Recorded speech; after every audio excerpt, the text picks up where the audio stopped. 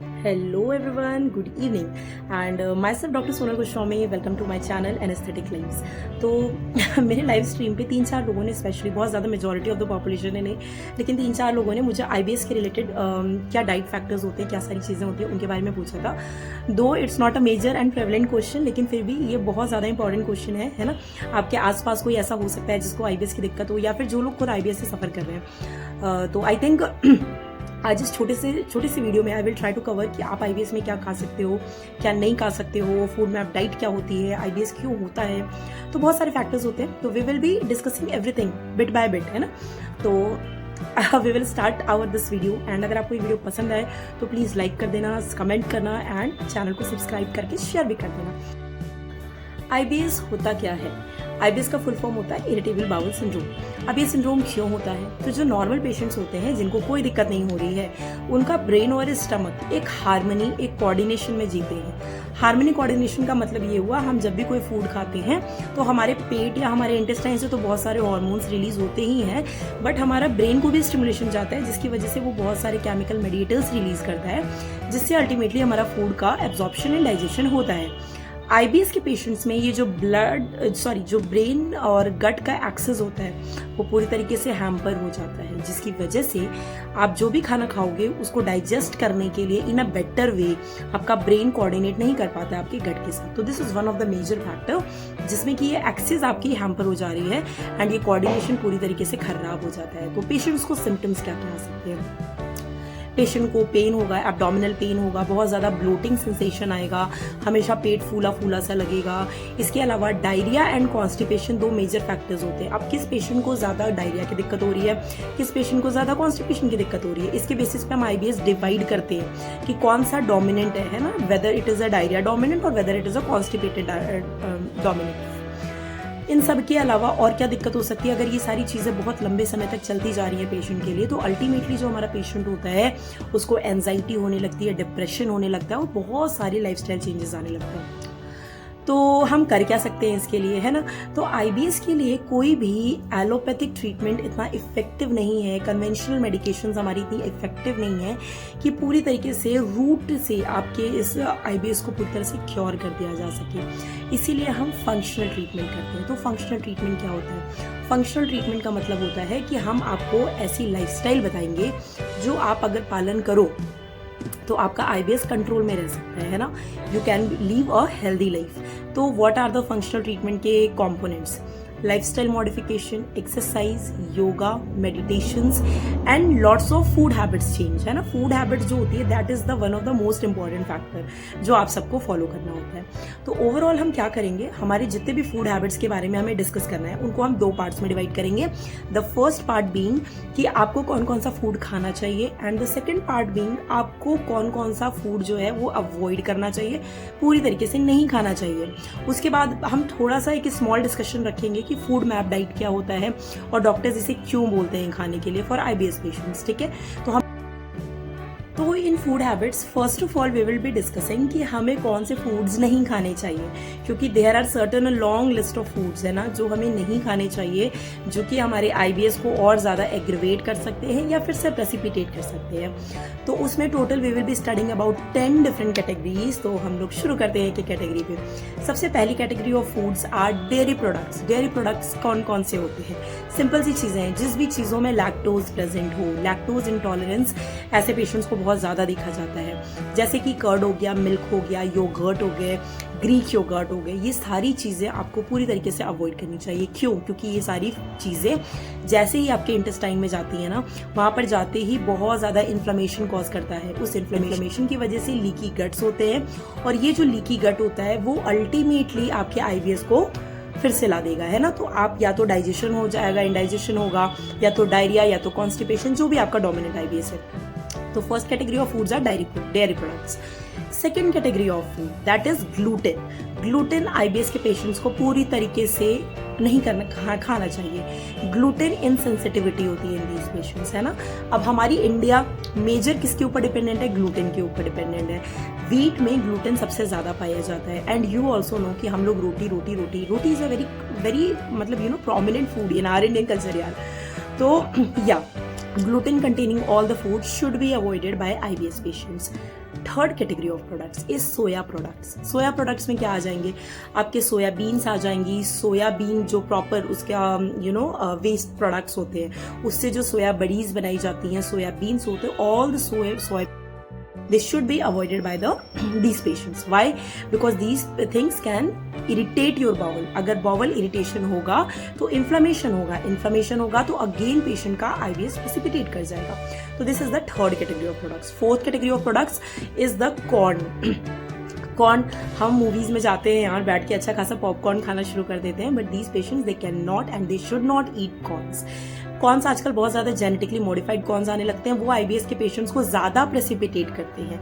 But even if अगर कोई कहता है कि ये ऑर्गेनिक कॉर्न है, आप इसे खा सकते हो, डोंट ईट दैट, है ना. कॉर्न्स जो होते हैं they are known to aggravate the IBS. ठीक है, तो this is the fourth category of foods. अब आते हैं फिफ्थ में होते हैं हमारे ड्रिंक्स. अब किस टाइप के ड्रिंक्स हमें अवॉइड करने चाहिए, है ना. तो you should be avoiding tea, caffeine, soda, alcohol, beer, all these 5 things, right. कभी भी टी हो गया, कैफीन हो गया, ये सारी चीजें, कार्बोनेटेड ड्रिंक्स स्पेशली, जितने भी हम लोग को कोल्ड ड्रिंक्स आ रहे हैं, स्प्राइट, कोका कोला, वॉटेवर, ठीक है, ये सारी चीजें पूरी तरीके से आपको अवॉइड करनी है. ये सारी चीजें क्या करती हैं, आपके IBS को अग्रीवेट करती हैं. जब भी IBS होगा तो these things should be avoided. This is the 5th class. Now I have to listen की 6th क्लास क्या है. 6th क्लास में वेजिटेबल्स. अब क्वेश्चन आता है कौन कौन से वेजिटेबल्स. तो देखो वेजिटेबल्स में गोभी, be it cauliflower, be it broccoli, be it cabbage, तीनों की तीनों को आपको पूरी तरह से अवॉइड करना है. ये तीनों नहीं खाना है. इसके अलावा onion, potato, garlic, tomato in moderation. ठीक है, ये सारी चीजें भी आपको अवॉइड करनी है, क्योंकि ये सारी का IBS जो है वो ज्यादा बढ़ सकता है. तो you should not be eating all these things, है ना. अब आते हैं 7th कैटेगरी ऑफ फूड्स. तो what are the 7th category. Beans. what are the things that are included inside the beans. तो be it a soya beans, है ना, be it the kidney beans भी आपको नहीं खाने हैं. तो ये जो beans के जितने भी products आपको मिल जा रहे हैं beans, है ना, तो they should be avoided by you. तो this is the I think 7th category, right. तो अब आते हैं 8th category of the food. तो 8th category में आता है excess fat intake. ठीक है, कभी भी देखो फैट्स जो होते हैं ना, they are very complex and there is a very complex mechanism digestion for these fats, right. तो fats आपको excessive intake नहीं करना है. I will not say कि करना ही नहीं है, but जो bad fats होते हैं उनको avoid करना है और excessive fat intake नहीं करना है. तो कितना कर सकते हैं, आपको अपने फैट की लिमिट लेस देन 27 ग्राम पर डे तक रखनी होती है ना. जितना कम फैट रखोगे that will give you know good results for IBS. तो फैट को लिमिट करना है, फैट को बहुत ज्यादा आपको नहीं लेना है. ठीक है, then comes our 9th category. 9th category में क्या क्या इंक्लूडेड होता है. तो उसमें आपकी फ्राइड चीजें, प्रोसेस्ड फूड्स, पैक्ड फूड्स, जितने पैक्ड फूड्स होते हैं with preservative, with you know lots of chemicals, packed foods हो गए, आइस्ड फूड्स हो गए, जो आइस्ड स्टोरेज हम लोग करते हैं, वो सारी चीजें, तली भुनी चीजें जितनी हैं वो सारी चीजें आपको अवॉइड करनी है. तो that is your 9th category जो कि आपको IBS में अवॉइड करनी है. एंड द 10th कैटेगरी जो कि है शुगर, है ना. तो जितने भी तरीके के शुगर है, चाहे शुगर आपको फ्रूट्स में मिल रहा हो, चाहे आपको शुगर ऑर्गेनिक शुगर मिल रहा हो, जो कि एक तरीके से आप कह सकते हो रॉ फॉर्म में मिल रहा हो. तो शुगर में आपका प्रोसेस शुगर हो गया, मैपल सिरप हो गया, अगावे हो गया, जितने भी ऐसे शुगर्स की चीजें हैं, प्रोसेस्ड शुगर, तो specially you should avoid that thing. ठीक है, इसके अलावा फ्रूट्स में कौन कौन से शुगर अवॉइड करने हैं ना. स्पेशली देखो फ्रूट्स में जैसे बनाना और मैंगोज हो गए, है ना, ब्लैकबेरीज हो गई, ये सारे ऐसे सेक्शन ऑफ फ्रूट्स हैं जो कि बहुत ज्यादा शुगर कंटेन करते हैं. तो you should avoid using these fruits और दीज शुगर्स ऑल्सो, राइट.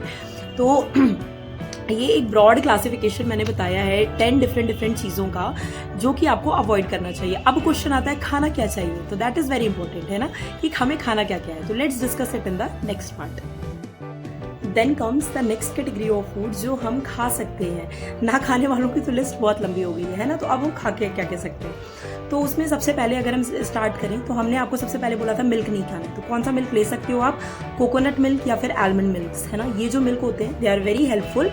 आपके गट में जो हेल्दी बैक्टीरियाज होते हैं, जो गुड बैक्टीरियाज, अगर वो अच्छे होंगे तो आपका IBS का सिम्टम्स अपने आप इंप्रूव करेगा. ठीक है, अब दूसरा मैंने ग्लूटेन बोला था, ग्लूटेन नहीं खाना है. तो फिर ग्लूटेन फ्री ग्रेन्स आप खा सकते हो, जैसे कि आप मिलेट्स ले सकते हो, आप कीनिया ले सकते हो, के अलावा आप राइस खा सकते हो. ये सारी चीजें they will be healthy for you. अब कई बार यहाँ पे एक छोटा सा डिस्क्लेमर मैं दे रही हूँ, कई बार आप देखोगे ना आईबीएस पेशेंट्स के लिए जो कंपनीज हैं आजकल वो बहुत ज़्यादा ऐसा बना रही है ग्लूटेन फ्री डाइट है ना, बट कभी भी जब भी आप ऐसे प्रोडक्ट्स लो तो उसका सेकंड मेन इंग्रेडिएंट क्या है वो देखना बहुत ज़रूरी है। ज़्यादातर ऐसे प्रोडक्ट्स में जो सेकंड मेन इंग्रेडिएंट होता है वो कॉर्न होता है या फिर सोया होता है, तो you should not be using corn and soya products also, है ना। तो इसलिए जब भी आप ग्लूटेन फ्री डाइट लेने जाओ तो ये जितने प्रोडक्ट्स मैंने एक बार बताए हैं just go and check them, right. तो एक हो गया आपका डाइट के बारे में। अब आते हैं वेजिटेबल्स, हमने बताया बहुत सारी चीज़ें नहीं खानी है तो खा क्या सकते हैं। तो जितनी भी ग्रीन लीफी वेजिटेबल्स होती हैं you can eat them. Green leafy vegetables आप देखो कभी भी बहुत ज़्यादा तेल ये सारी चीज़ों में आपको नहीं खाना, वाई, क्योंकि that is not good because those are fats and that are not good. तो आपको खाना किस में कुक करना है, तो आप सनफ्लावर ऑयल ले सकते हो या फिर आप कोई अच्छा जो लाइट ऑयल होता है ना जिसमें बहुत ज़्यादा फैट नहीं होता है, गुड फैट्स, आप उसको ले सकते हो और उसमें अपने वेजिटेबल्स को स्टीम कर सकते हो, फ्राई कर सकते हो। सॉर्टेड वेजिटेबल्स, ये सारी चीज़ें जो होती हैं ये आपके आईबीएस सिम्टम्स को थोड़ा सा इंप्रूव करेंगी। तो green leafy vegetables are good source, right. इसके बाद हम फ्रूट्स क्या क्या खा सकते हैं। तो फ्रूट्स में हमने कुछ फ्रूट्स बताए थे जैसे एप्पल्स हो गया, ब्लैकबेरी हो गया, है ना, गुआवा हो गया, ये सारी चीज़ें जो कुछ कुछ मैंने पहले बताई हैं कि they are having very high amount of sugar. Mangoes हो गए, तो ये सारी चीज़ें आपको नहीं खानी है। तो खा क्या सकते हो, अनार खा सकते हो, पोमेग्रेनेट इज़ गुड, है ना। इसके अलावा और क्या खा सकते हो, पपाया खा सकते हो। तो पपाया और कह सकते हैं कि जितने भी थोड़ी सी लेस शुगर वाली चीज़ें हैं वो आप खा सकते हो। पपाया खा सकते हो, पोमेग्रेनेट खा सकते हो, अनार इज़ अ पोमेग्रेनेट, तो दैट यू कैन टेक। तो ये सारी चीज़ें इस तरीके से आपको फ़ायदा करेंगी। अब ऑयल कौन सा यूज़ करें, है ना, हमने आपको बोल रखा है कि आपको ज़्यादा फैट नहीं लेना है, तो कौन सा फैट ऐसा होगा जो कम भी होगा और थोड़ा सा आपके लिए हेल्दी भी हो जाए, है ना। तो उसके लिए कहा जाता है जो हमारा इंडियन घी होता है जो हम लोग प्रॉपरली घर पे दूध से निकालते हैं, तो that is one good source, आप उसको यूज़ कर सकते हो। उसके अलावा इंडियन घी के अलावा आप और क्या ले सकते हो, तो दे आर कोकोनट ऑयल आप यूज़ कर सकते हो, ग्राउंडनट ऑयल यूज़ कर सकते हो। तो ये सारी चीज़ें जो हैं they will be lighter and good for doing you know for eating your vegetables, या फिर अगर उसमें आपको कुक करना है अपने वेजिटेबल्स को तो आप वो भी कुक कर सकते हो। फिर आता है कि हम और क्या खा सकते हैं। तो नॉन वेजिटेरियंस जो लोग हैं उनके लिए फिश हो गया, चिकन हो गया, टर्की हो गया, ये सारी चीज़ें भी अच्छी चीज़ें, है ना। अब जिस के लिए मैंने मना किया है तो आप कुछ सीड्स खा सकते हो, है ना। बीन्स, कुछ बीन्स अच्छे भी होते हैं but you can eat seeds. Seeds में जैसे चिया सीड्स हो गए, फ्लैक्स सीड्स हो गए, ये सारे जो है ना, सनफ्लावर सीड्स हो गए, सनफ्लावर बीन्स हो गए, तो दे आर वेरी गुड, है ना। तो you can take them also. इसके अलावा अब जैसे हमने बोला कि शुरू में स्पाइसेस बहुत ज़्यादा नहीं खाने हैं, बट हाँ इफ़ कम्स तो आप टर्मरिक ले सकते हो जो हल्दी होता है, दैट इज़ वेरी गुड, है ना। पेपरमेंट टी ले सकते हो, that is also very nice. इसके अलावा जिंजर, अदरक, that is also very nice, है ना। तो these are certain groups of things जो आप खा सकते हो that will soothe in your gut in a good वे।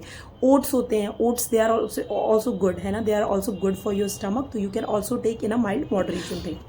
अब इन सब के डिस्कशन के बारे में कि क्या खा सकते हैं हम, क्या नहीं खा सकते हैं, then comes a third category of things कि what is a FODMAP diet. हर डॉक्टर आपको जाएगा, आप जाओगे ना तो आपको बोलेगा what is a FODMAP diet for IBS, है ना। इट्स लाइक कि आईबीएस अगर है तो फूड मैप डाइट आपको एडवाइस की जाएगी। तो जो फूड मैप होता है उसका फुल फॉर्म क्या होता है। फूड मैप डाइट जो होती है दैट इज़ फर्मेंटेबल। अब आगे जितनी भी चीज़ें हैं वो सारी क्या हो जाएंगी आपकी शुगर के composition, that is fermentable oligosaccharides, disaccharides, monosaccharides and polyols. तो this is the full form of FODMAP diet. तो आपको जो फॉडमैप डाइट होनी चाहिए that should not be high, that should be low FODMAP diet. तो जितनी भी चीज़ें मैंने अभी बताई हैं वो सारी क्या हैं, शुगर में कम है, that's why they are low FODMAP diets. आपको हाई फॉडमैप डाइट्स नहीं लेनी है। High FODMAP diets all the forms of sugar. In fact जो पॉलीऑल्स लास्ट में यूज किया गया है ना, that is the term that we use for complex sugars, जैसे स्टार्च हो गया, एस्परागस हो गए, ये सारी चीजें जो होती हैं they are very complex sugars जो हमें अपनी डाइट में नहीं इंक्लूड करना चाहिए। तो overall sugar sugar sugar sugar everywhere. Fermentable में फर्मेंटेबल चीजें जो होती हैं जैसे हम दही फर्मेंट करके बना रहे हैं ना, योगर्ट हो गया, ये भी फर्मेंट करके बना रहे हैं। Yoghurt contains more protein but या it is a fermented, then it will have the capacity to aggravate your IBS. तो I think in this थोड़ा सा बड़ा lecture but short lecture I tried my best to cover most of the diets, है ना. तो if you are having any other further queries regarding this thing, तो आप मेरे कमेंट सेक्शन में पोस्ट कर सकते हो, या तो फिर मैं जब भी लाइव सेशन करूँ तो उसमें आप मेरे से पूछ सकते हो. तो that will be of very great help to me. And also मैं देखूंगी जो चीज़ें एक्स्ट्रा हैं, मुझे जो चीज़ नहीं पता होगी, I will try to search and I will let you find. तो thank you so much for watching till here, है ना. और अगर आपको मेरी वीडियो पसंद आई हो तो प्लीज़ इसको लाइक शेयर ज़रूर करना. IBS में एक वेरी इंपॉर्टेंट चीज़ जो मैंने छोड़ दी थी वो ये है कि IBS के जो पेशेंट्स होते हैं ना, वो बेसिकली दो डोमिनेंट फेज होता है. एक डायरिया होता है, एक कॉन्स्टिपेशन होता है ना. तो जो डायरिया वाले पेशेंट्स होते हैं ना, अगर आप उनको हाई डाइट फाइबर्स खिलाओगे, फाइबर वाले फूड्स अगर आप उनको ज़्यादा खिलाते हो, तो ऐसे पेशेंट्स को, डायरिया वालों को बहुत फ़ायदा होता है. लेकिन ऐसे पेशेंट जिनको कॉन्स्टिपेशन ज़्यादा होता है, उनमें आपको फूड लाइफस्टाइल के साथ साथ बहुत आगे की चीज़ें होती हैं जिनको आपको बैलेंस करनी बहुत ज़्यादा ज़रूरी है. जैसे कि योगा, मेडिटेशन, एक्सरसाइज करना, है ना, जल्दी सोना, जल्दी उठना, प्रॉपर स्लीप वेक साइकिल करना, फूड हैबिट्स. तो ये सारी चीज़ों से क्या होता है, ये सारी चीज़ें जब भी आप योगा करते हो, मेडिटेशन करते हो, एक्सरसाइज करते हो, तो जो आपका ब्रेन और गट एक्सिस, मैंने जो शुरुआत में आपको बताया था, वो थोड़ा सा नॉर्मलाइज होता है. उससे केमिकल रेडिएशंस, जो भी केमिकल्स थे, वेरी मेडिएटर्स जो भी रिलीज हो रहे थे, वो सारे थोड़े से अपने नेचुरल पाथवे पे आते हैं. एंड अल्टीमेटली उससे ये हमें बेनिफिट देखा गया है कि कॉन्स्टिपेटेड पेशेंट्स जो होते हैं उनसे भी उनको रिलीफ हो सकता है. तो this is all about IBS and I know it's quite complicated थोड़ा सा, एंड इट्स थोड़ा सा long video, but I try to summarize most of the diet things जो हम इंक्लूड कर सकते हैं, जो हम नहीं इंक्लूड कर सकते हैं. बाकी if you find any problem you can comment down here and I will try to look that further. चलो, thank you so much everyone for watching till here. Please do like this video, please share this also. चलो, bye bye, मिलते हैं next video series में. Bye bye.